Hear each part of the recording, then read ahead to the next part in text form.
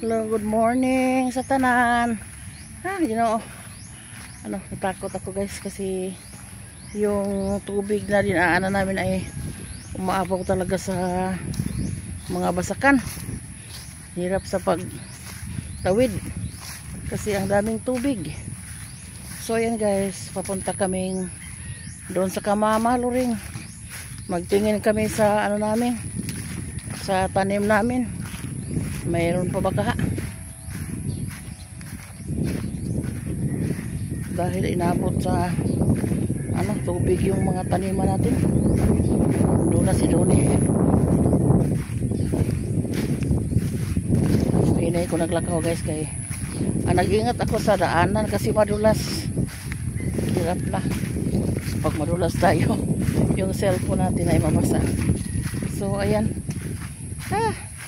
Nakatakot, muntik na kung na padapa sa daming tubig. Ayan.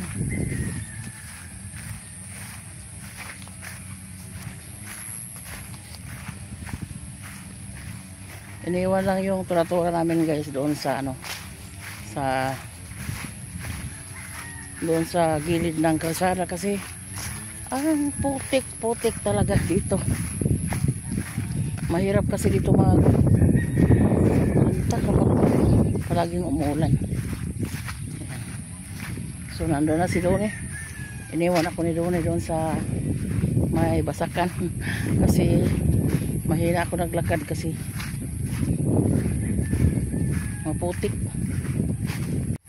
Ayun guys, silip tayo sa ating tanim. Hello mga kambing, good morning. Yung kambing ni siguro kay Ash ni at saka kay Hiana, yung kambing nila. Yan yung nangyari sa tanim natin guys. Kunti na lang naiwan dahil sa kuhol.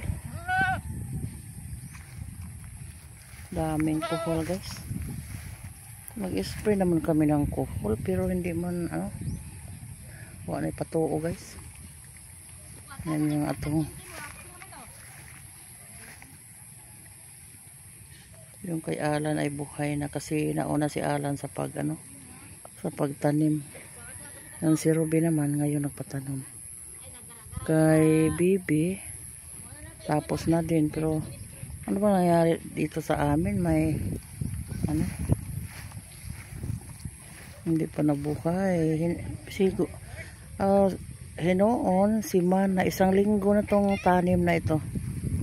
Mayroong naiwan pero tagsa lang. Ano kaya ang desisyon ni Doni?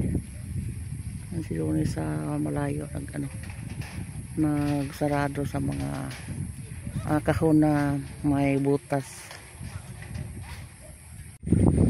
So nandito na tayo malapit sa guys, sapa. Tingnan mo yung tanim. Nabanlas ang tawag dyan nga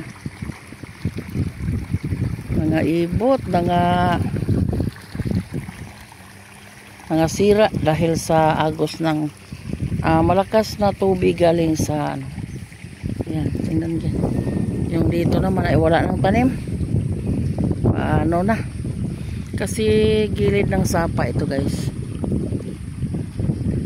Ano yung nangyari? Wala nang tanim yung ibang kahon. Yung sa iba naman ay kunti na lang yung naiwan.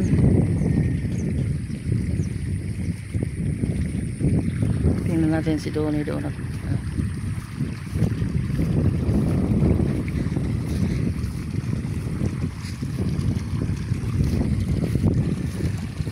Yung mahirap na malayo tayo dito sa taniman natin guys.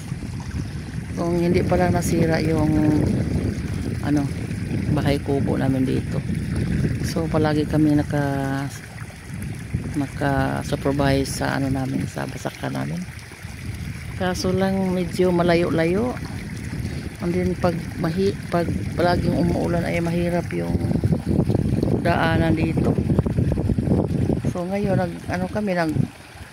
pilit lang yung kami na magpunta dito kasi na balaka, anong tawag dyan na balaka na na ano kami sa tanim namin, baka na maubos na sa baha.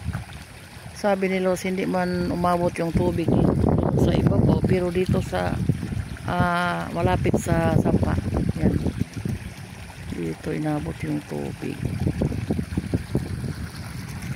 Ano na guys. Si Donnie lang yung magdesisyon dito, lalong lalo na itong kahon na ito, alkansi. Hindi pa naman nalugi na kami.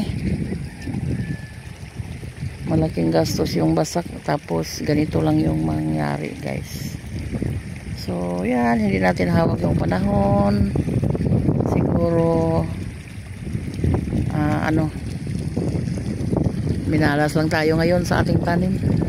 Pero balak na doon siguro mag-replace na lang siguro ng tanim yung mga kahon na walang sulod, walang tanim. Siguro yun na lang yung tataniman ulit, and then yung may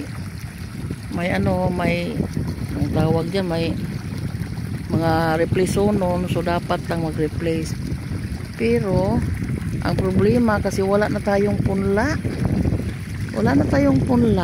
sana may sobra kay Ruben. Ngayon si Ruben ang pagtanim guys, sana may sobra, parang makabili tayo ng ilang piraso para maka-replace tayo sa mga walang tanim. Yung iba mayroon, yung iba ay wala, so dapat mag-replace tayo dito. Pero ang naproblemahan natin ngayon kay yung ating punla ay naubos na sa pagpapatanim natin. So sana may sobra kay Ruben para makaano tayo, kahit anong klaseng binhi, basta kay palay maitanim lang natin sa walang tanim. Kasi sayang naman yung gasto natin. Siguro itong naiwan, abunuhan na lang natin, lagyan na lang natin ng fertilizer. So pa tayo, malingkakay pa may gawa ng walis guys, para makabili tayo ng fertilizer, para yung mga naiwan na tanim ay kung lalagyan ng fertilizers, baka tumaba and then mabuhay ulit. Kasi kawawa naman yung mga tanim na natin dito. Mayroon pa namang nagtayo, pero yung iba nagkapa. Siguro kapag mo hup yung tubig, maiwan yung tanim, so dapat lalagyan natin ang abono kaagad. Pero gano'n na nga, gawa naman tayo ng walis para makabili tayo ng fertilizer. Yun yung rason guys na bakit hindi kami palaging nakapunta dito, kasi yung hanap buhay natin ay hindi pwedeng hindi pwedeng isang tawag niya, malangay-langay ba, hindi pwedeng magtamad tayo sa ating hanap buhay, kasi yun yung kuna natin sa panggastos natin, lalong-lalo na dito sa Basakan. Kasi malaki yung gastos sa Basakan guys, magtanim ng palay, kasi asuko lahat, lalong-lalo na ngayon na si Donnie hindi nakatrabaho sa Basak. Suko lahat yung pinatrabaho namin ngayon. May makina naman kami, pero hindi pa pwede si Donnie noon mag-operate kasi may sakit pa si Donnie.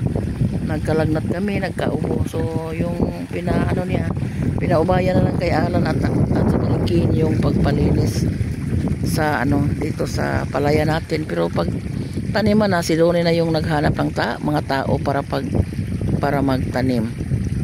Ayan, so sige lang, dawato na lang natin, tanggapin na lang natin yung nangyari sa tanim natin, kasi hindi natin hawak lahat yung panahon. Pasalamat lang tayo kay God na tanim lang yung mga nasira, walang mga tao, walang mga bahay. So thanks God lang gihapon.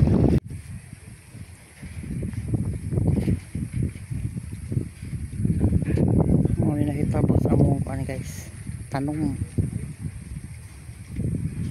Pila na lang kalugas ang habilin.